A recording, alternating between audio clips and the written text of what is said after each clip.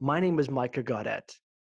I've created a course called Unlocking ChatGPT for the Public Sector.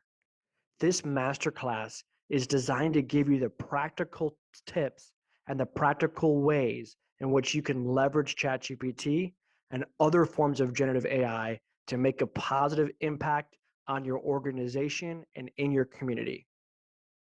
We dispel all the theories and the what ifs and get straight into business. What can we do with ChatGPT right here, right now? What can we do with generative AI right here, right now?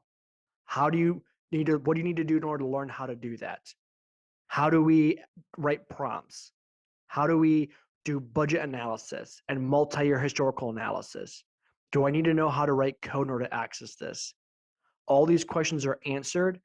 And spoiler alert, you don't need to know how to write code or don't need to know how to do anything other than just have a basic conversation. And with that skill set in hand, we can go into ChatGPT or other forms of generative AI and unlock it for the public sector. Want to encourage you to sign up for my upcoming class, Unlocking ChatGPT for the Public Sector. It's available right now on www.civicinnovation.ai. Sign up and let's get started in leveraging and learning how to unlock ChatGPT for the public sector.